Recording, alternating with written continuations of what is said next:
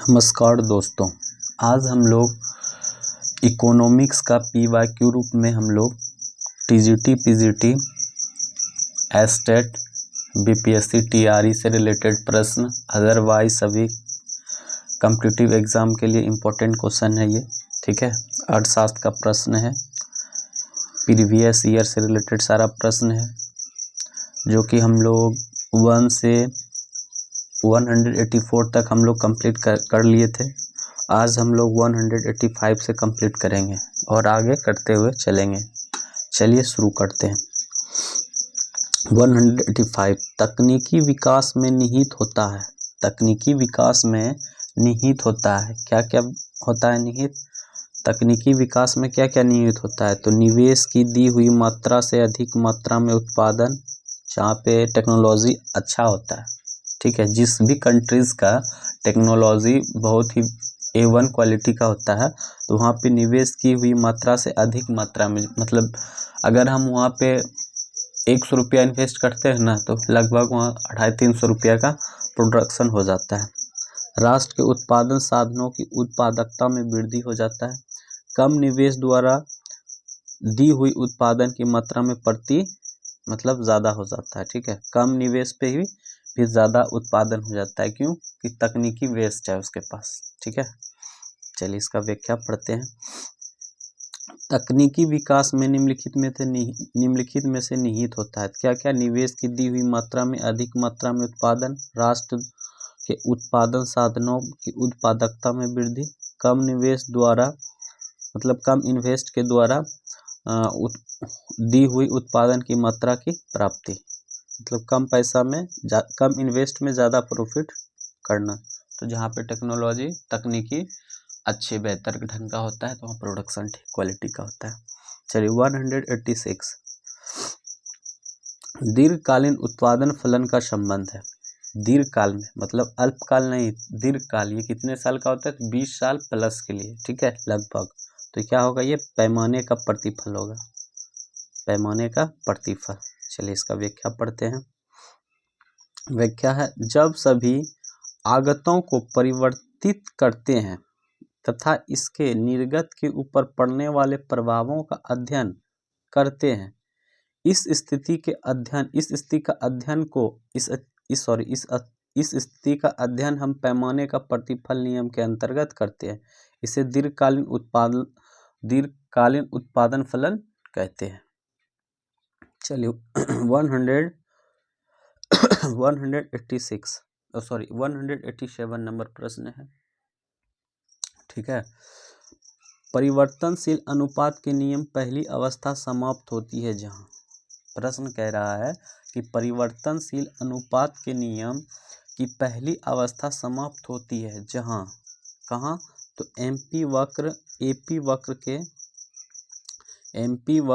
AP वक्र के उसके अधिकतम बिंदु पर ऊपर से काटे। क्या हो जाएगा आंसर? प्रश्न है कि परिवर्तन अनुपात के नियम की पहली अवस्था समाप्त होती है जहां, तो एपी वक्र को उसके अधिकतम बिंदु पर ऊपर से काटे। चलिए इसका व्याख्या में देखते हैं डायग्राम, तब समझ में आ जाएगा। यही कह रहा है कि ऊपर के बिंदु से यहाँ पे ये काटे। ठीक है,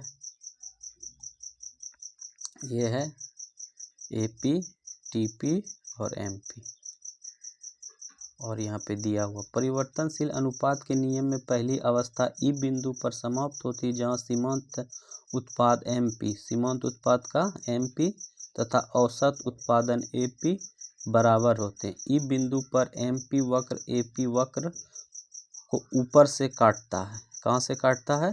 तो ऊपर से काटता है। ठीक है, इधर से। चलिए ये है 188 प्रश्न। ये चित्र में निम्नलिखित अनुपातों में से कौन सीमांत उत्पादकता दिखाई देता है?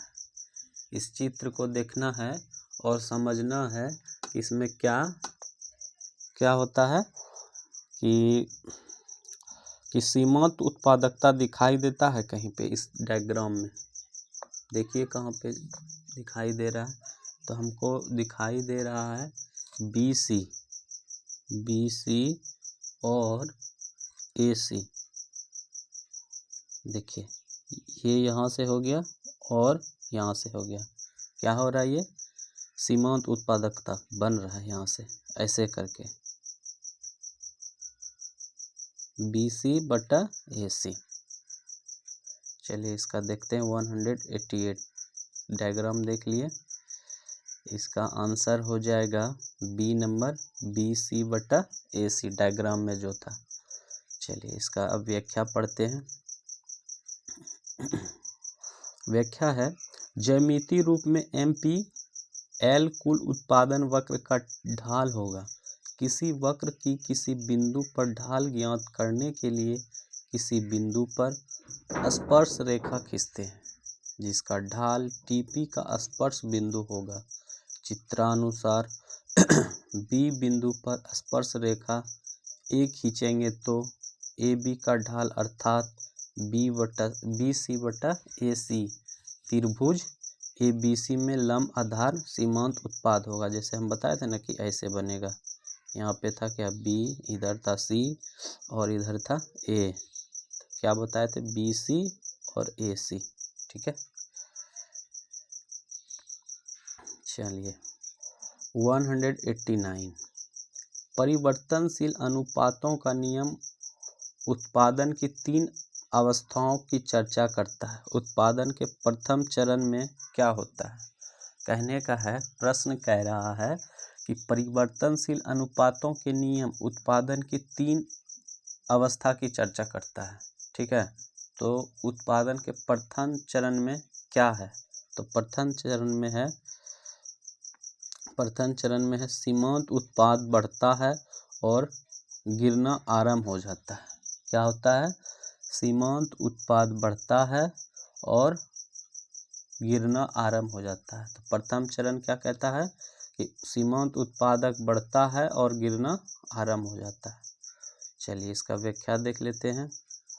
प्रथम अवस्था में कुल उत्पादन बढ़ता है परंतु नीति परिवर्तन बिंदु के बाद गिरती हुई दर से सीमांत उत्पादन अधिकतम स्थिति को प्राप्त करने के बाद गिरने लगता है। परंतु प्रथम अवस्था में प्रत्येक स्थान पर यह औसत उत्पादन से ऊपर है। औसत उत्पादन भी पूरी प्रथम अवस्था में ऊपर उठ रहा है। इसलिए प्रथम अवस्था को उत्पादन वृद्धि नियम की अवस्था कहा जाता है।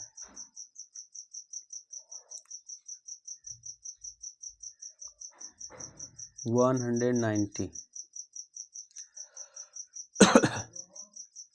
190 प्रश्न है, उत्पादन फलन का उदाहरण है।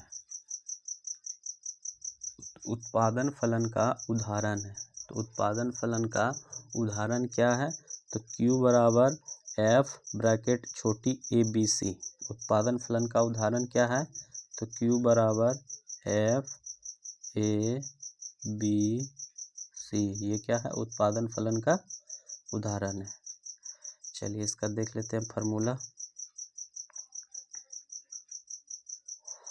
यदि श्रम को L, पूंजी को K तथा साहसी को E तथा उत्पादन को Q से व्यक्त किया जाए तो उत्पादन फलन Q बराबर F L K E फलन है। ठीक है, क्या है, श्रम को लेबर L, कैपिटल पूंजी के, साहसी को E तथा उत्पादन को Q से व्यक्त किया जाता है। उत्पादन फलन क्या हो जाएगा, QF बराबर क्या हो जाएगा, L K E एग्जाम्पल के तौर पे। ठीक है, चलिए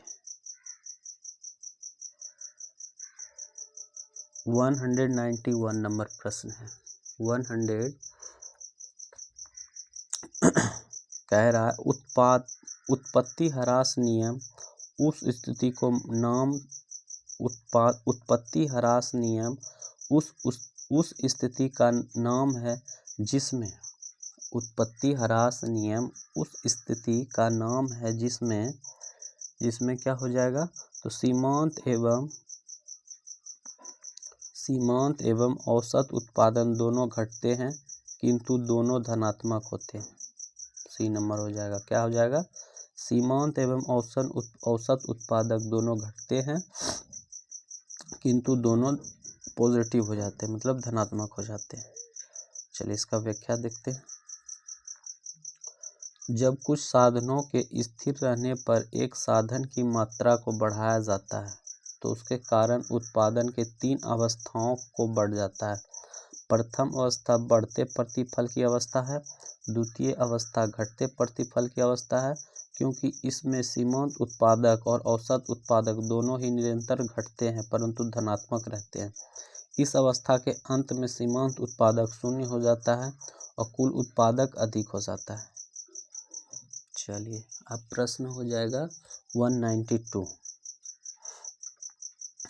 ये प्रश्न हम पहले भी हम लोग कर चुके हैं।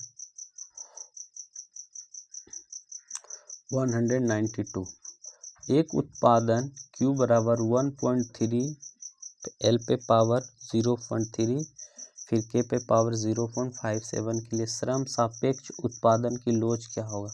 श्रम न पूछ रहे हैं, लेबर, ठीक है। तो लेबर L, यहाँ पे कैपिटल पूछते पूंजी तब ये बताते हैं। एक प्रश्न हो चुका है तो लेबर पूछ रहे हैं तो इसका क्या हो जाएगा 0.43 ए नंबर हो जाएगा, ठीक है। अब इसको देखते हैं यहाँ पे कॉफ डगलस उत्पादन फलन Q बराबर एल पे पावर अल्फा K पे पावर बीटा, जहाँ ए तथा अल्फा तथा बीटा क्रमशः श्रम तथा पूंजी की उत्पादक लोच को व्यक्त करता है, ठीक है, व्यक्त करता है। इस प्रकार श्रम की उत्पादन लोच 0.34 तथा पूंजी की उत्पाद लोच 0.57 है। अंत में दोनों को जोड़ने पर ये 1 हो जाता है ना। तो इस प्रकार उत्पादन की लोच 1 के बराबर होगी। अगर उत्पादन की लोच पूछे तो 1 के बराबर हो जाएगा।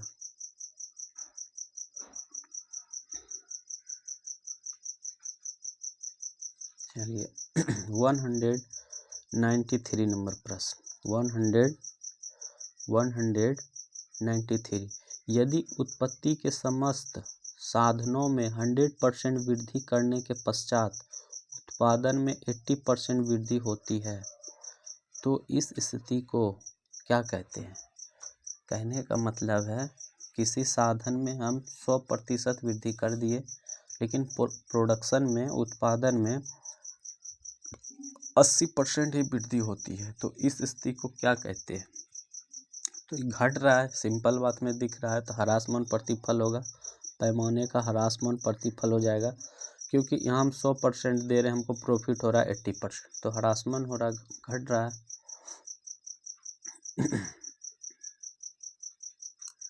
चलिए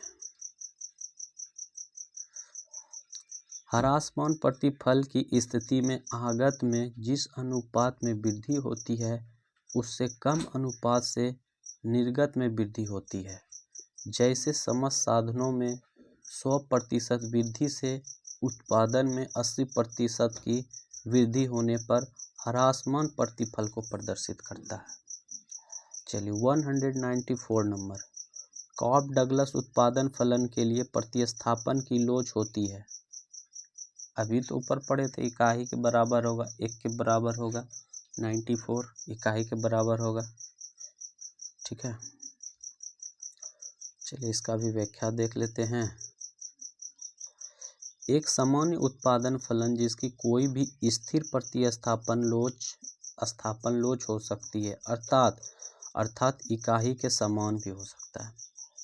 स्थिर प्रतिस्थापन लोच के उत्पादन फलन को एरो, चेनरी, मिन्हास और सोलो ने संयुक्त रूप से विकसित किया है। जब प्रतिस्थापन की लोच इकाई होती है तो उत्पादन फलन एक कोटि का समरूप होता है।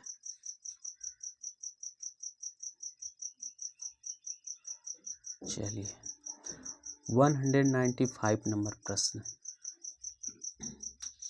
उत्पादन फलन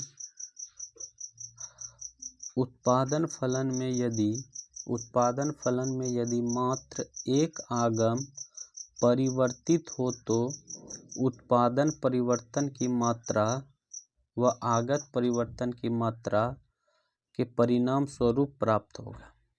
उत्पादन फलन में यदि मात्र एक आगम परिवर्तित हो तो उत्पादन परिवर्तन की मात्रा व आगत परिवर्तन की मात्रा के परिणाम स्वरूप प्राप्त होगा। तो क्या होगा, तो साधन का क्रमशः वृद्धिमान, स्थिर व ह्रासमान प्रतिफल हो जाएगा। ठीक है, चलिए इसका व्याख्या देखते हैं।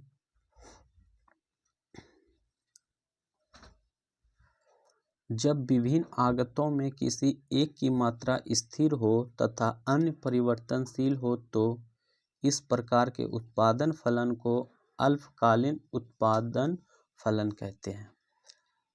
मूल उत्पादन फलता Q बराबर F L के। अब यदि आगत में A गुना तथा निर्गत में B गुना वृद्धि होती है तो उत्पादन फलन B इंटू Q बराबर AF ब्रैकेट L के हो जाएगा। अब देखिए यहाँ पे है 1 2 3 में ये क्या है, यदि B बड़ा हो A से तो निर्गत में वृद्धि और आगत में वृद्धि। ठीक है, तो दोनों में क्या हो जाएगा, निर्गत में वृद्धि, तो ये क्या हो जाएगा, उत्पादन वृद्धि नियम हो जाएगा। कह रहा है यदि B बराबर A मतलब निर्गत में वृद्धि बराबर आगत में वृद्धि तो उत्पादन क्षमता नियम हो जाएगा। क्या हो जाएगा, उत्पादन क्षमता नियम। फिर कह रहा है यदि B बड़ा हो, B से बड़ा A मतलब निर्गत में वृद्धि निर्गत में वृद्धि से आगत में वृद्धि अधिक हो जाए तो उत्पादन ह्रास नियम हो जाएगा। ठीक है, निर्यात कम करेंगे और आयात ज़्यादा करेंगे तो हमको घाटा तो ही होगा ना। चलिए 196 नंबर प्रश्न है। 196 नंबर प्रश्न है, कॉब डगलस उत्पादन फलन में यदि आगतों को उनकी सीमांत उत्पादकताओं के अनुसार पारितोषिक कर दिया जाए तो पारितोषिक वितरण के उपरांत अवशेष होगा। क्या होगा अवशेष, तो हो जाएगा शून्य हो जाएगा। इसका व्याख्या देखते हैं। व्याख्या है, उत्पादन फलन में K तथा L की घातों का अर्थात अल्फा तथा बीटा समग्र राष्ट्रीय उत्पादन में पूंजी तथा श्रम के सापेक्षित अंशों को प्रदर्शित करता है। नव क्लासिकीय वितरण सिद्धांत के अनुसार साधनों के प्रतिफलों की दर का निर्धारण साधनों की सीमांत उत्पादकताओं के अनुसार होता है। यदि अल्फा बीटा 1 हो तो साधनों का प्रतिफल समग्र राष्ट्रीय उत्पाद Q के बराबर होगा, अर्थात राष्ट्रीय उत्पादन साधनों के वितरण होने के बाद समाप्त हो जाएगा। इसमें से कुछ भी शेष नहीं बचेगा। इसे यूलर प्रमेय भी कहते हैं। चलिए 197 नंबर प्रश्न है। कह रहा है उत्पादन को इस कार्य के रूप में परिभाषित किया जा सकता है। मतलब कह रहा है प्रोडक्शन को इस कार्य के रूप में परिभाषित किया जा सकता है तो उपयोगिता के सृजन करना होता है। कोई भी उत्पादन जो हम लोग करते हैं क्यों करते हैं, तो उपयोगिता का सृजन करने के लिए। चलिए इसका व्याख्या पहले देख लेते हैं। सामान्यतः उत्पादन का अर्थ भौतिक वस्तुओं का सृजन करना, परंतु अर्थशास्त्र में उत्पादन को विस्तृत अर्थ में प्रयोग किया जाता है। अर्थशास्त्र में उत्पादन का अर्थ होता है वस्तु की उपयोगिता का सृजन करना। चलिए 198 नंबर प्रश्न है। परिवर्तनशील अनुपातों का नियम संबंधित है। क्या प्रश्न है कि परिवर्तनशील अनुपातों का नियम संबंधित है तो किस काल से है, तो ये हो जाएगा अल्पकाल से संबंधित है। ठीक है ना, परिवर्तन अनुपातों का नियम संबंधित है किससे है, तो अल्पकाल से संबंधित है। चलिए इसका व्याख्या देख लेते हैं।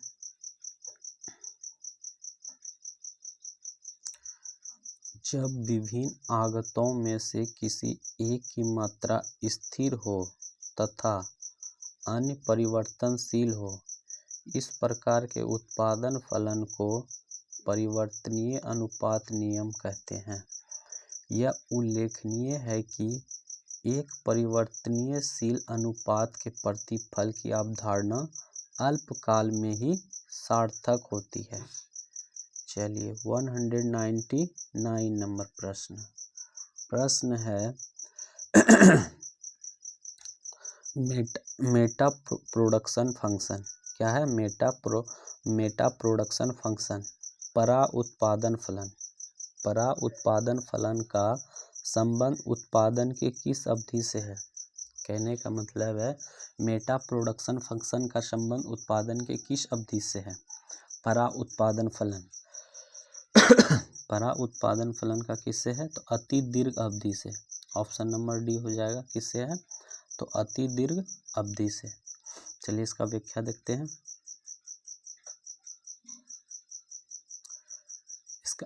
इसका व्याख्या है सभी साधनों की वृद्धि होने पर उत्पादन का पैमाना ही बड़ा हो जाता है।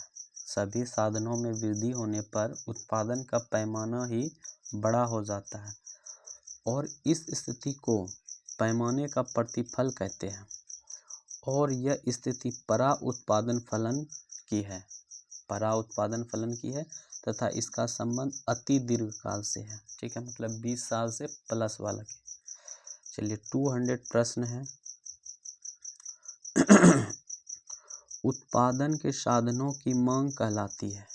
उत्पादन की साधनों की मांग क्या कहलाती है? कौन सा डिमांड कहलाती है? तो व्युत्पन्न मांग कहलाती है। ऑप्शन नंबर सी हो जाएगा। उत्पादन के साधनों की मांग कहलाती है तो व्युत्पन्न मांग कहलाती है। चलिए इसका व्याख्या देख लेते हैं। इसका व्याख्या है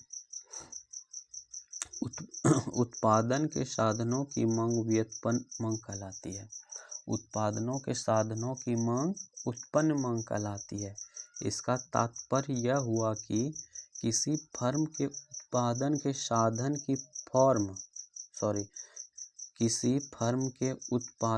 साधन की मांग फर्म के द्वारा अन्य बाजार में वस्तु की पूर्ति के नियम से व्युत्पन्न होगी।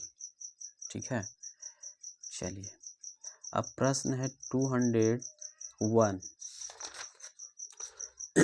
इसमें कहता है कि उत्पादन फलन हेतु कुशलता की दर को मापा जाता है। उत्पादन फलन हेतु कुशलता की दर को मापा जाता है तो किससे मापा जाता है? तो आगत निर्गत अनुपात द्वारा। ठीक है, ऑप्शन नंबर बी हो जाएगा, आगत निर्गत अनुपात द्वारा। चलिए इसका व्याख्या देखते हैं। इसका व्याख्या है उत्पादन फलन उत्पत्ति के साधनों आगत तथा उनके प्रयोग से प्राप्त उत्पादन निर्गत के बीच संबंध को बताता है। आगत निर्गत अनुपात का आस्य प्रति इकाई आगत से प्राप्त निर्गत की मात्रा से है। किसी फर्म की कुशलता के स्तर की माप प्रति इकाई आगत से प्राप्त उत्पादन के द्वारा की जाती है।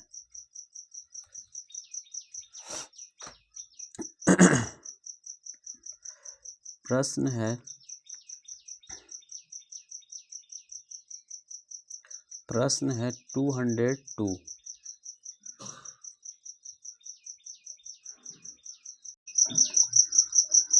प्रश्न है 202। वितरण के उत्पाद निषेचन सिद्धांत में निम्न में कौन सा तथ्य सही नहीं है? कह रहा है वितरण के उत्पादन निषेचन सिद्धांत कौन सा सिद्धांत है? निषेचन सिद्धांत में निम्न में से कौन सा तथ्य सही नहीं है? तो ये इसमें जो है ना बी नंबर सही नहीं है। प्रत्येक कारक को उसकी बाजार कीमत के अनुसार भुगतान किया जाता है, ऐसा नहीं है। बाजार की कीमत के अनुसार थोड़े भुगतान किया जाता है, प्रोडक्शन के अनुसार उसको कितना उस पर इन्वेस्ट लगा है उसके अनुसार किया जाता है। तो इसमें सही कौन कौन सा है देख लेते हैं। प्रत्येक कारक को उसके सीमांत उत्पादकता के अनुसार भुगतान किया जाता है। सही बात कि कितना उसको उत्पादन करने में कॉस्ट आया है, कितना खर्चा लगा है।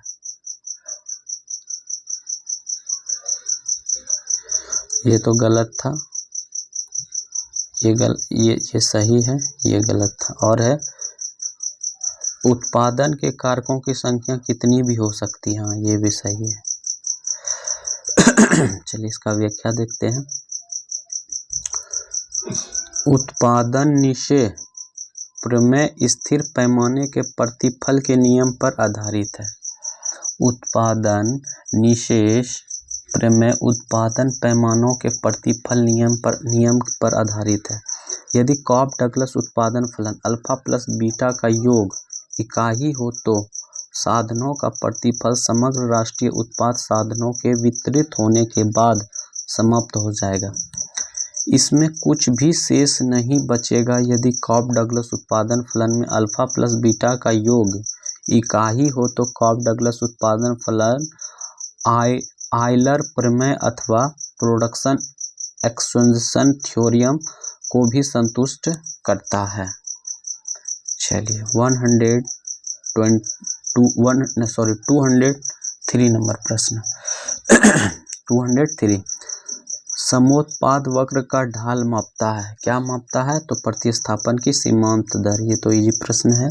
समोत्पाद वक्र का ढाल मापता है प्रतिस्थापन की सीमांत दर को। चलिए इसका व्याख्या पढ़ते हैं। इसका व्याख्या है समोत्पाद वक्र प्रतिस्थापन की सीमांत दर की घटती हुई मान्यता पर आधारित है।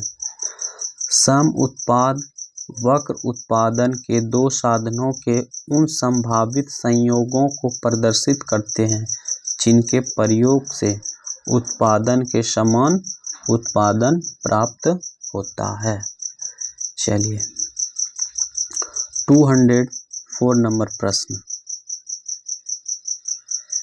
204 नंबर प्रश्न है कि यदि उत्पादन फलन एक कोटि समजातीय है तो निम्न में से क्या सत्य है। कहने का मतलब है कि उत्पादन फलन एक कोटि समजातीय है तो क्या कौन सा कथन सत्य है। तो ये हो जाएगा पैमाने का प्रतिफल स्थिर है। क्या है? पैमाने का प्रतिफल स्थिर है। चलिए इसका व्याख्या पढ़ लेते हैं।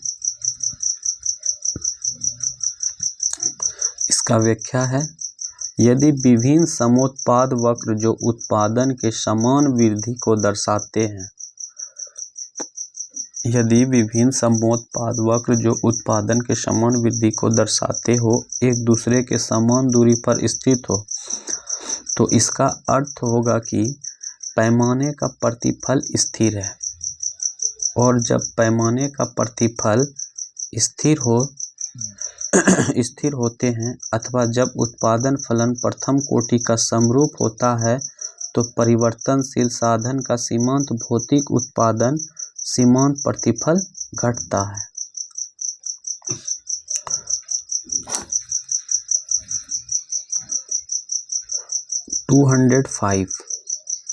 कॉप डगलस उत्पादन फलन में उत्पत्ति के कितने साधन पर विचार किया जाता है।